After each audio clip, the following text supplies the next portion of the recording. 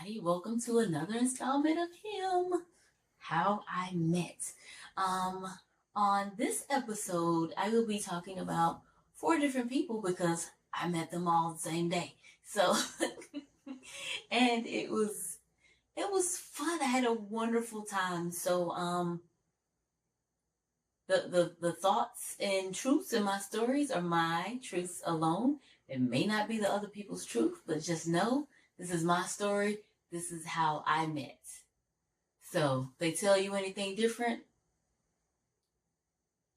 So in this installment, I will tell you how I met Eric Terry, Rob Hiltman, DJ Skillz, and Frederick White. So yeah, DJ Skillz, great DJ. Rob Hillman is a public speaker, and Frederick White is Terrence J's manager. Hopefully, I have all the names right. I didn't look all this stuff up. I'm going off of memory. And Eric Terry is DJ Skillz manager. Boom. So, and I have on white. I have on this. It's actually a dress. Can't see it all, but it's a dress because it was an all-white function that I was going to. So this is the dress I had on, not when I met them, but later on that night. This is the dress I had on. I don't remember exactly what I had on at the date party because I just don't remember. So a few years ago, for some reason, my birthdays are just blah. Unless I take myself on a trip or I do something. For me, everybody else is always doing something, and sometimes I'm just not called upon to do things. So sometimes my birthdays suck. Not lately and not all the time. So this year I was sitting at home. My birthday is normally Memorial Day weekend. So, people are doing trips with families and doing all this other stuff. And most of the times I'm just home. Unless I go to Fayetteville. Fayetteville has a big weekend party, which I say is for me. The high school E.E. Smith has their reunion, and they have a reunion for all the classes every year. So I normally go to that, but this year I didn't. That year I didn't go, so I'm not sure why. I don't know. I was probably in my feelings. It happens. I'm a Gemini. So, so that weekend I was just sitting at home, and then I was like, something hit me and was like, I want to do something. So I'm scrolling through Facebook. I live in North Carolina. I'm scrolling through Facebook. Boom. One of my friends is throwing a party. They're having a day party, a boat ride, a breakfast, something like they were having a whole weekend of it in Virginia Beach. So I looked at my clock. Yeah, I say clock because it was on my phone. I'm just putting my hand up for effect. So I looked at my clock, and I was like, I got time to make it down there for the day party and then catch the boat ride. I didn't call anybody. I didn't tell anybody I was coming. I looked up the stuff online. I figured it out. Packed a bag. Didn't have anywhere to stay. Packed a bag. Got dressed. Got in my little car to go to the day party. What car did I have then? I think I had my sports car then, so yeah. So I drove to Virginia to catch the day party. I think I caught the last hour or so of the day party. So I'm at the day party. I see the guy who's putting it on. He's like, what you doing here? I was like, I saw it on Facebook and I drove up. And he was like, where you staying? I was like, I don't know. Y'all got any rooms left? He was like, nah.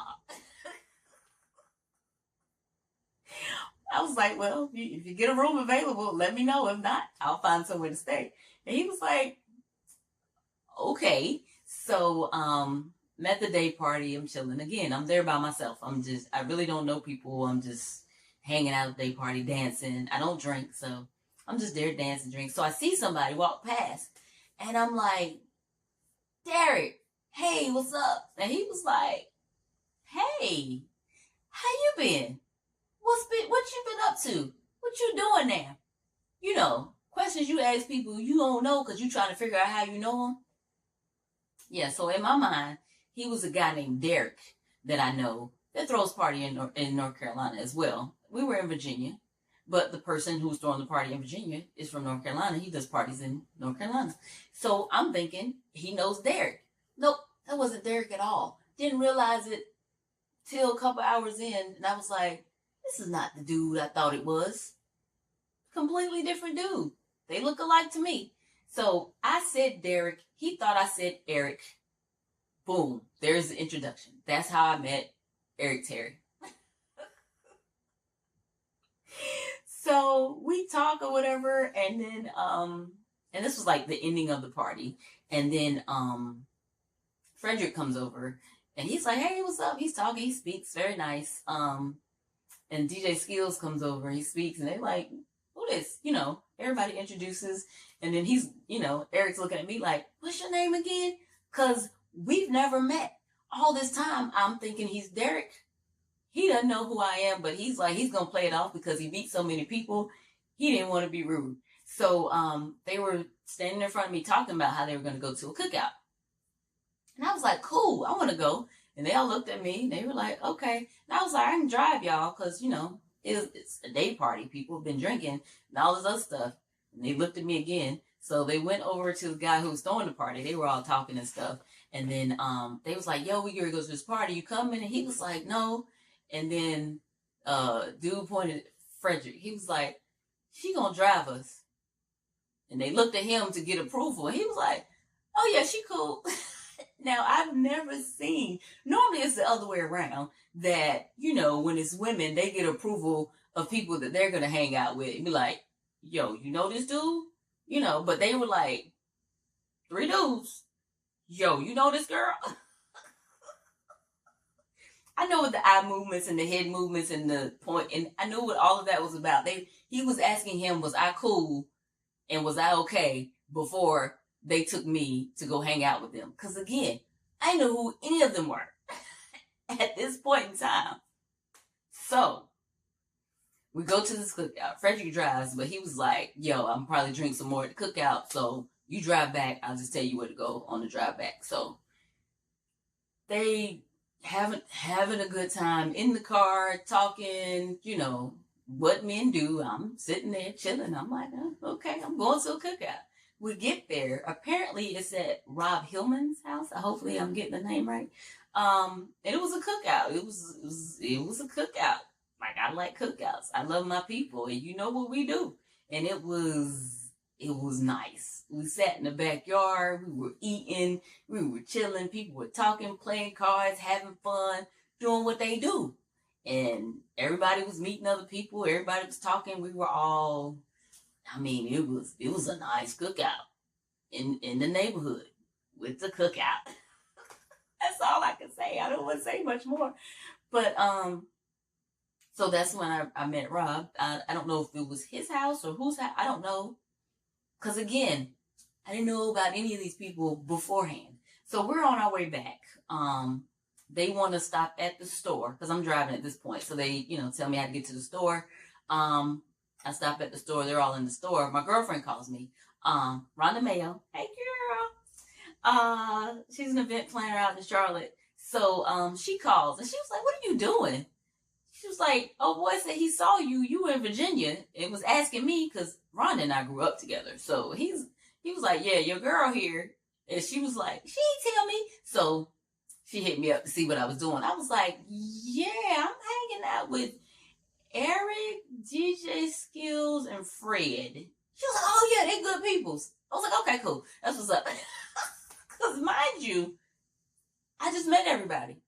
But again, sometimes I go into situations not knowing people, and they end up being the best situations. I don't know where some of these people are meeting these other people, but I normally end up meeting great people who are genuinely nice, who are not just, they're just nice people, and they take care of people regardless if they know them forever or just met them. Those are the type of people I meet. So this was no different. So like I said, Rob at the cookout, he gave us great hospitality. Of course, he knew all of them, but it was great hospitality, great food, great everything. And it was a wonderful time. We stayed till almost, got dark because we had to come back and get ready for the boat ride, and went to the store. And then we came back, and I was hanging out with Eric because Skillz said he wanted to take a nap before because he was DJing the boat party. And then I was like, yeah, I need somewhere to change my clothes. And Eric was like, well, I guess you can come up to our room and change.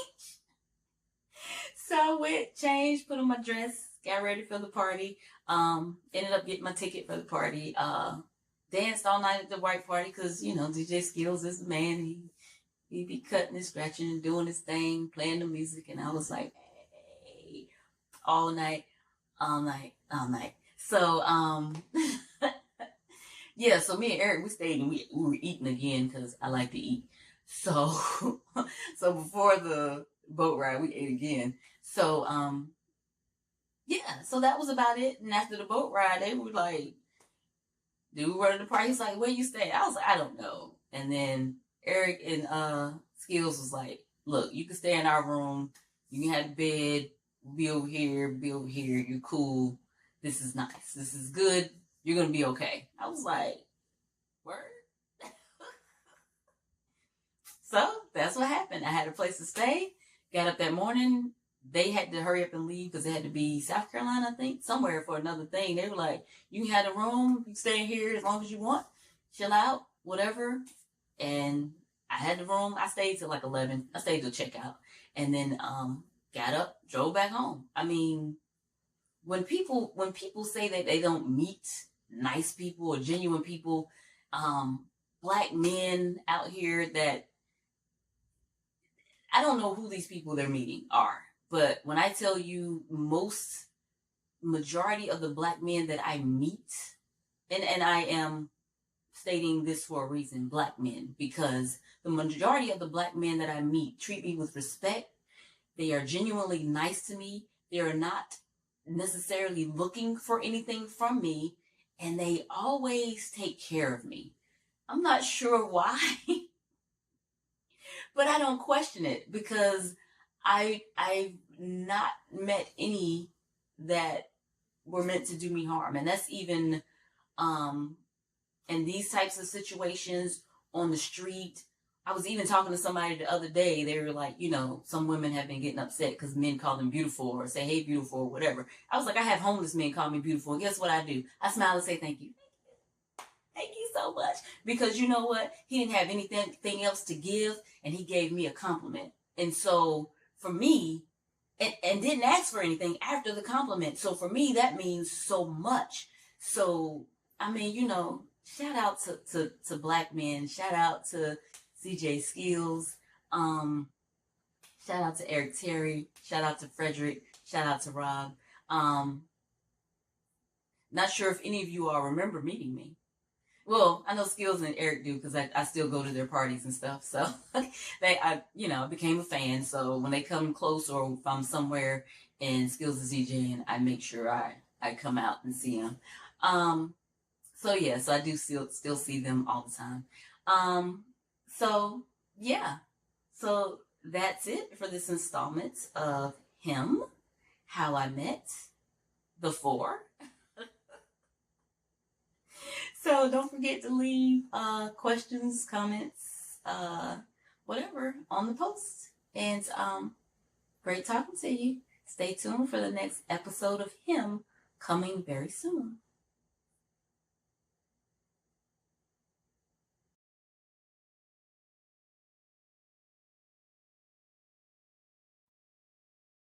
Hey, everybody. Thank you for joining me on this episode of H.I.M. And we have an interview with DJ Skillz. Hey, What's going on? how are you? I'm good. I'm alive. Nothing much. I see you got your purple rain on going Yeah, on. it's I guess it's a fitting tee.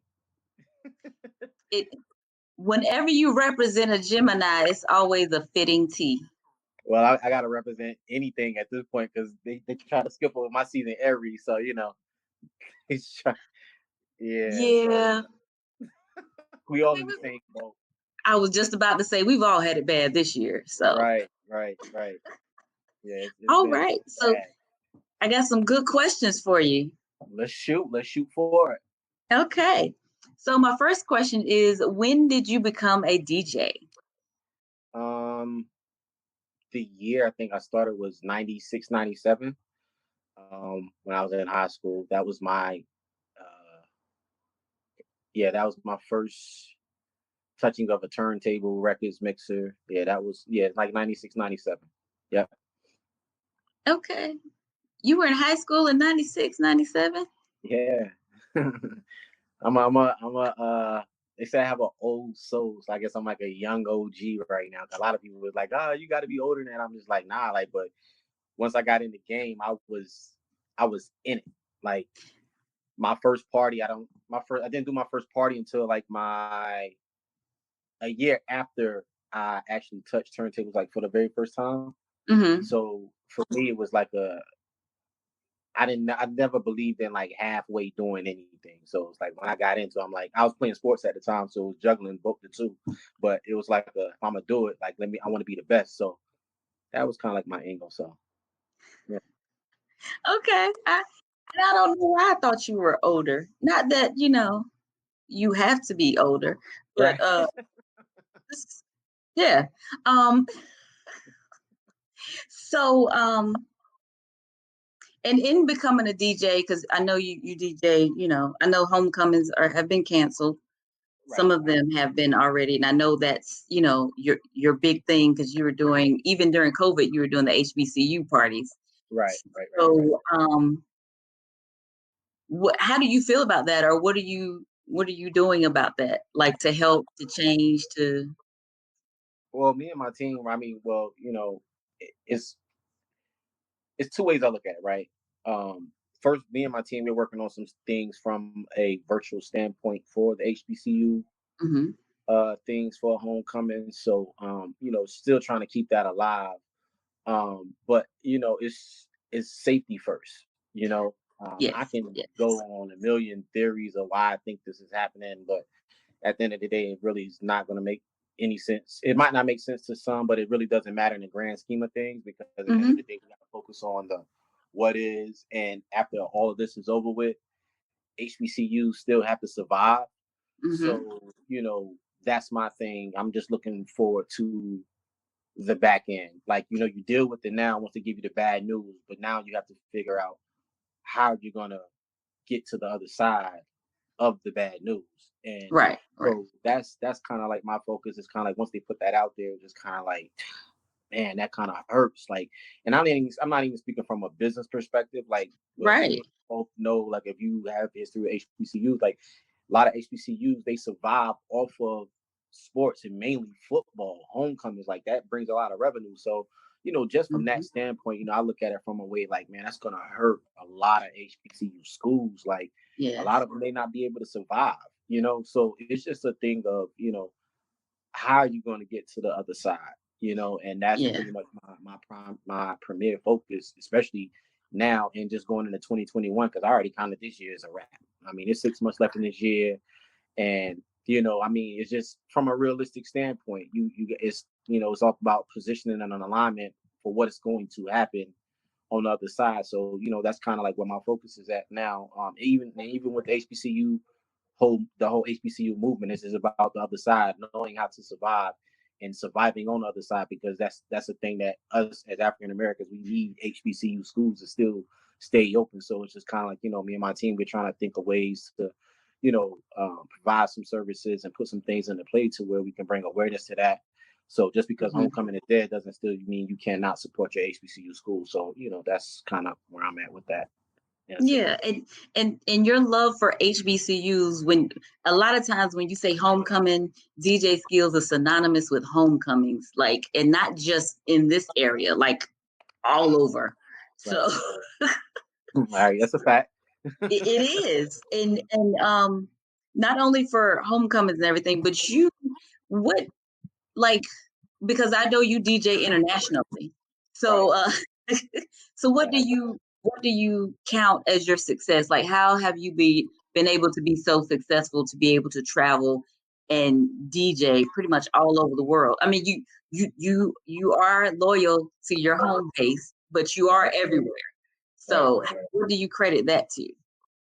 Um, my work ethic, and me just staying true to what it is that I do. And I mean, like from the beginning, from my very first start of DJing, um, I always said I wanted to be an internationally known DJ, not from a Mm, point of, selling out. And I think that's pretty much from my upbringing. Like I'm from mm, Florence, South Carolina, which is like a suburban city where I-95 and I-20 meet. But it's a lot of things that went on in my city when I was growing up. Then it's kind of like it made you either ready and real or it made you fake and just like I'm gonna just do whatever. And mm. a lot of people that I was around, even my family, like we just never rolled like that. And my father, they instilled a lot of me, like just pretty much stay true to what it is that you do, stay true to yourself. So I never Mhm.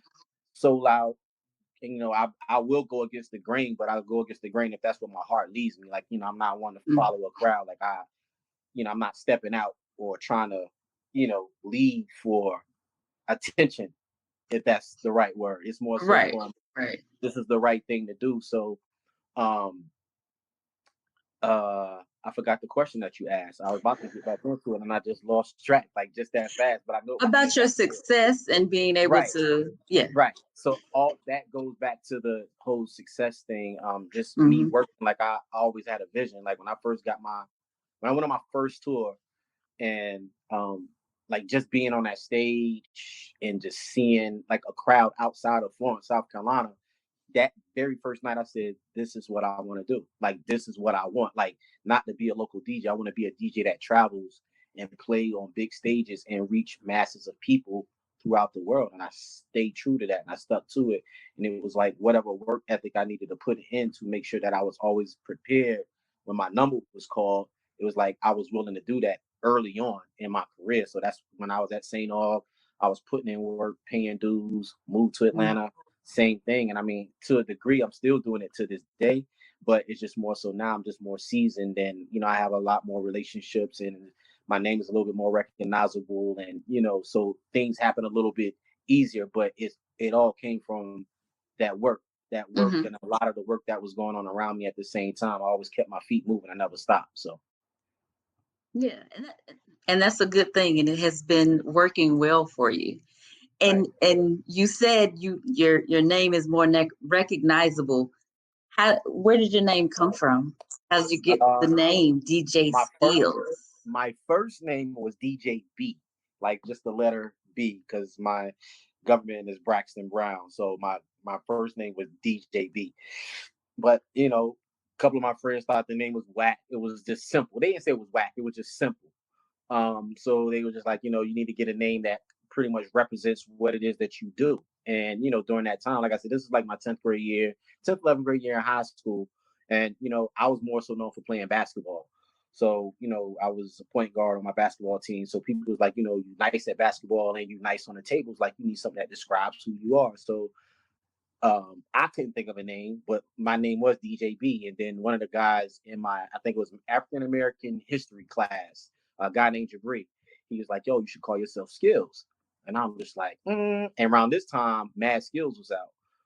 But Hmm. I was a fan at the time. And I'm just like, nah, I don't want to sound like nobody else. I want to be me. He's like, Hmm. there's no Mad Skillz. There's no DJs called DJ Skillz. And this was at that, period of time. Right, right. And I was just like, it got a ring to it. Grow with the Skillz, and that was it. It was a wrap ever since then. Stuck with it.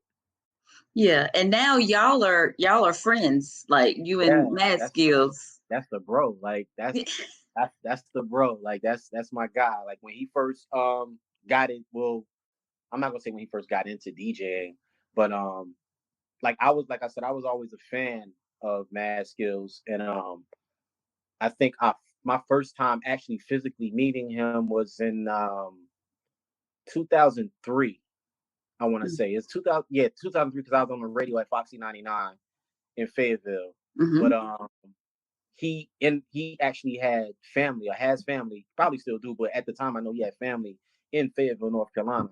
Yeah, And he lived in Fayetteville as a child too. okay, so right, so Yeah, yeah, so his family was there, yeah. and he had a good relationship with Uzi D, which was the program director at Foxy 99 at the time, and Yeah. he dropped in, and then when he walked in the room, Uzi was like, "Yo, you know DJ Skillz?" And he was like, "Yeah, I know him," and I'm like, "What?" Like, and me, I'm at that time, I'm just like, nobody don't know who I am, even though I was like doing a lot of major things under the Hmm. radar, even at that point in my life. But I was just like, nobody of that magnitude like knows who I am. And then to me, it was like I've been a fan. So we chopped it up for a minute. And from there it's just kind of like, it was like a recognizable thing every time we saw each other in passing. Yo, what's going on? And he actually recognized and he knew who I was. So it was like after that, it was kind of like the tone was set. Even when he got into DJing, and we was here in Charlotte, we did a club out here in Charlotte that night. He was hosting and I was DJing. And that night after the club, he was telling me that, I'm not going to be doing my thing with Jazzy no more, Jazzy Jeff. I'm about to start doing my own thing with DJing. So he just like, anything. He like, I like your style, whatever. He like anything that you can give me as far as pointers, whatever. And I was just like, bro, like come to the house tomorrow. And I think I still had a picture or whatever. But we sat like right here in my music room for probably like 2 to 3 hours. And we just sat and we just talked. He shared stories, I shared stories, and just kind of gave him a lot of just game and things that I felt that he needed to know just before he dove into the DJing thing. So yeah, that's like family almost in a sense. So yeah, that's the bro. Yes, and I love hearing stories of how people connect and work together and help each other out and do, because it kind of came full circle because that's where the name started. Then y'all start working together like this. Like he didn't know who I was in '96, but clearly everybody knew who he was in the hip hop world. And like you said, it was organic. And me, I'm not a, I don't know if I can curse on here, but I'm not a ass kisser. I'm Right, also for the organic, and that's how that. And like you said, how it's funny how that came around. Full circle, and that's man, that probably was almost that was 2014, 2015, I think.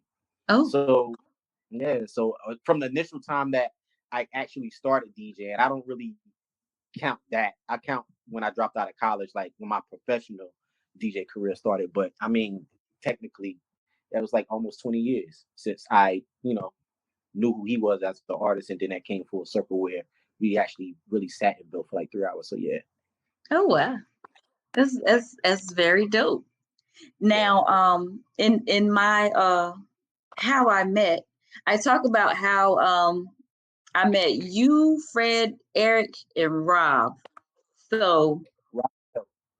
yes, so go through how you know all of them. Okay, well, I'll do the short version. I'll do the shortest version first. I met Okay. we met Rob Hill through Yeah. Fred Witt. Um, um, and Fred, we met. Me and E know Fred from back in my days in living in Raleigh, and doing college parties. So when I first moved to Raleigh, like nobody was booking me in the city of Raleigh. Like when I say nobody, nobody. Even while I was at St. Aug, it was like I was the outcast guy from out of town, and it is what it is. But like I said, like me being from Florence, South Carolina, is kind of like you don't back down. Like you stand on your back straight and you stand up on your own 2 feet and you make things happen. So my cousin knew one of the main promoters down in Greensboro that was doing Thumping Thursdays at the ballroom at the time. And he was like, yo, like you need to book my cousin. Like the same line he was running to everybody in Raleigh, but people in Raleigh weren't hearing it. But one guy in Greensboro, he was just like, all right, I'll let him open up. Like, we shoot him a little bit of change. So I drove down that first Thursday that I did it. And he's like, oh man, your cousin dope. He's like, he want to come down every Thursday and open up. So that was kind of like my introduction into the whole Greensboro market. And shouts to Larry King, shouts to my cousin Quante. That was my introduction. And from there, that's where my name started getting a real strong build on the A&T forefront. And this was like had to be late 99 going into 2000. So that started my consistent push in the Greensboro market. And then I think Fred and Terrence came in, I want to say 2001, maybe a 2000, but I was already circulating in the market a little bit. And, Terrence J started to get popular on the radio and he was a popular host. And then, we started to connect.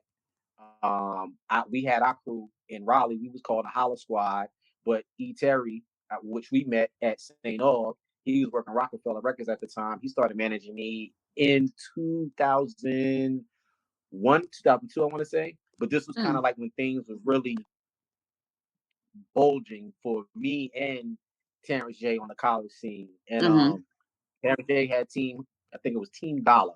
There's a Team Dollar, and I was the Holla Squad. And by that time, Fred Witt was the part of their squad, and from there it was just kind of like a, I would DJ the parties, Terrence would host, but all of us would, be together. So it was kind of like it was a huge brotherhood, and from there, like our relationship just always stayed intact with, saying with all four of us. Even now, like you see us at Essence Festival, and all different places and things of that nature. So yeah, that's pretty much how that relationship started. So if you could tell, it's more so like a tight knit loyalty type thing. Like it is. Like I don't, like, hey, I met him yesterday. That's my good friend. Like, nah, I met you. They cool. All right. I don't know you like that, so no disrespect, but it is what it is. Right. No, I completely understand it. I completely understand. But yeah, but no, just meeting all of you all together, it was great. You can tell how tight you were. It was because y'all literally looked at Larry for approval if I could drive y'all to the cookout. Yeah, because we didn't know you. Right. And yeah, we didn't know you. I think Fred may have had like a couple of drinks. I know, like, Fred ended up carrying my cases, so that's why I knew it was going to be a good day. But like, we didn't know you, and it was kind of like, all right, well, who is this? It's like, all right, well, she seemed cool. And Fred was like, we go to a cookout. All right, let's go. And then and he was like, "You gonna drive?" I was like, "All right." None of us could drive. None of us. I ain't had nothing to drink. I'll drive. Right. I think you were the only sober. So yeah. But all of y'all looked at Larry like, "Is she good?" And Larry was like, that was our confirmation. He was just like, "Yeah, she all right." He's like, "All right, cool." Like, we know he's not gonna steer us wrong, so Right. And that was the funny part, because 3 men looking to see if I was okay. Right. Hey, listen. Sometimes we was in Virginia. Like, none of us lived in. Well, Fred actually was living in Virginia at the time, but me and Enoch. So, and I think Fred had just like moved to Virginia. So, it was one of those things. Like, Virginia is for lovers, but Virginia is for crazy people too. So, we just precautionary. I'm from North Carolina though, but yes, I get it. Yeah. So, is there anything that you would do differently on your path to where you are? Not necessarily. Because the path that I took, it prepared me for a lot of the bumps in the road that I've come across. So I don't think I would have it, with minor changes here and there. Excuse me, but for the most part, it was a lot of lessons taught in my journey. And that's probably why a lot of people look maybe like, oh, you think that you're older. Oh, because I moved, like, I've been around this game for a while, and I have, but at the same time, I learned a lot. And, as well as I win, you see those wins, I'm not going to post all my losses on Front Street. And you got to think, I took a lot of my losses at a time when social media wasn't even a thing, so, people wouldn't really know about those losses unless, we was just to really sit down and have a conversation. And I don't mind sharing those, because at the end of the day, it's like, if you know better, you do better. So for me, it was kind of like, once I went through certain things and I learned, and it's like, oh, well, don't do this, or avoid these type of people, or know how to move around these type of people, or know how to be in a room, talk, but don't give away all of your secrets, and things of that nature. So it's like, if I would have never been in that predicament or position, imagine how it would be now that I'm traveling internationally, being around more celebrities, and being more of a household name with celebrities, and sitting in these rooms with these celebrities, and I'll be having this conversation, kind of like nothing has happened. So when a lot of people look at me, they kind of like, ah, man, you doing it, this, that, and the third. And I'm just like, you have no idea. Like, it's so much more that I'm trying to do and that I will do. But it's just, I'd rather take the gradual approach, because each year it's just like this.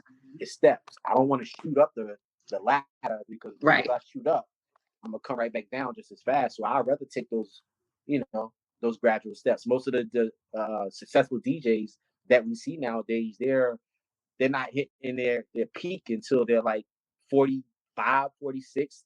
Let's take D Nice, like, and I've watched D Nice as a DJ since 2006 in Atlanta, Yeah. So when I was living in Atlanta, so you got to think, now he's just really starting to get his just doing it. He just turned 50 years old. So, like things, I look at things like that. I move within the same circles of people that keep moving.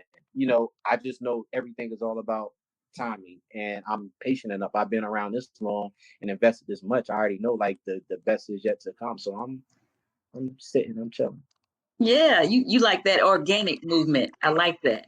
Yeah, because you got to think, if you force it, 9 times out of 10, you got to force something that's not gonna move how you want it to move, and now you're forced to make a move with your back against the wall, and it's no fun in that. Like, I love what I do, so it's like, why am I gonna make it harder than what it is? It's just like, yo, like, this is a God-given ability that you have. Roll with it. Like, just do your work, but roll with it. Don't force too much. Like, Yeah, very cool. So, what do you have coming up next? What do you have going on, and how can people reach you? Well, I mean, we're sitting still right now. You're you not. know, You're not though. well, I mean, technically, I mean, I kind of move back and forth to kind of keep my sanity intact. My family's still in South Carolina, so that kind of keeps my sanity intact. I like to go down and be by the water. I'm a water baby, so do country boy things, southern boy things. So um, yeah, that I'm no parties definitely. Right. We, like I said, we're working on something for HBCUs. So that as soon as I get more information on that, you definitely see all of that on my social media, which is at Skillz and DJ Skillz with a Z, the DJ. That's Instagram, Facebook, and my website is skillsthedj.com. I'm getting back into producing. When I first started DJing, I got into production via my cousin Mark Vincent, because he was a heavy producer in my city. So by me being around it, it was a natural thing. I taught myself how to play drums when I was 5, 6 years old. So I've always been a lover of music and just sound, live sound, and percussion. So I'm definitely getting back into that role right now, even as we speak. Working on production now, and also I am on Foxy 107, 104 in Raleigh, Mondays and Wednesdays, 12 noon, 12 o'clock energy shot. Shouts to Karen Clark. Shouts to J Tech. We just getting the ball. I think it's like a solid month right now that I've been doing that. A lot of great feedback. Looking to do some bigger things. I can't, really say too much right now because, but Okay. it's a vibe. It's a vibe right now. Being heard on the airwaves in Raleigh Durham areas is a blessing, and it's definitely long awaited because I've been trying to. When I was in college, I was trying to get on radio on Raleigh, but like I said, it was kind of like I was boxed out. But Yeah. perfect timing. If I would have stopped with my feet, Right. But Fayetteville came through. Fayetteville came through for you. Fayetteville. But the funny thing about that, at that time, Fayetteville was grabbing all of the top. I ain't gonna say top. They was grabbing all the dope DJs from across the state. Uzi had a mindset of, I guess, like Hot 97 did at that time. Hot 97 had all the top DJs in New York on Hot 97. Fayetteville, Foxy 99, they had all the dope DJs from across the state. I'm talking about DJs would drive from Greensboro to do their radio shows live on air. And at that time, I know it was DJ Swift, D-Rock from Fayetteville, Tommy G Mix. He lived in Winston at the time. Flash, DJ Flash from Raleigh. That's my brother. He was DJing for Little Brother at the time.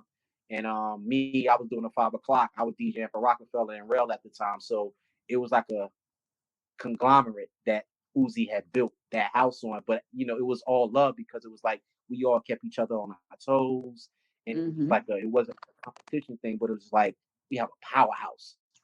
Let's push that from a DJ perspective. And it just felt right. And I just always felt like, that's what radio was supposed to be like. When people should always want to have their radio on. It's like, no matter who's on, they just know they're gonna get a different vibe, different feel, different type of flavor. So it was kind of like that feel and that conglomerate. And I actually think that's kind of like the feel that J Tech is trying to bring to the Raleigh Durham area. So, definitely like salutes to him on even, making that play happen for me to be on the air at 12 no Mondays and Wednesdays now. So, yes. And I love the word conglomerate. Don't ask me why. I don't know why. That's a great word. It sounded right. Yes, I love that word. Like you know, Busta got a whole song about conglomerate. But so those were all of my questions. Is there anything you'd like to add before we check out? Stay Rona free. Stay Rona free out here. Take your vitamins, keep your hygiene A1, and make sure you get plenty of vitamin D. Get out there and get some sunlight. Don't stay in the house all day because your body wasn't Yes. built to be inside. Get some of this organic weather and sunlight and all of that good stuff. You need it in your life. So yeah, that's about it. And make sure you just follow me on all my Instagram, social media, Skillz the DJ, Skillz with a Z, the DJ, Instagram, Facebook, and skillsthedj.com. Make sure y'all follow me on those. And yeah, that's about Okay. it. Well, thank you so much. Thank you for joining me. Thank you for allowing me to interview you for this episode of H.I.M, How I Met Anytime. DJ Anytime. Skillz. Anytime. I All right. definitely enjoyed it. Thank you. Have a good one. All right, you too. Bye. Bye.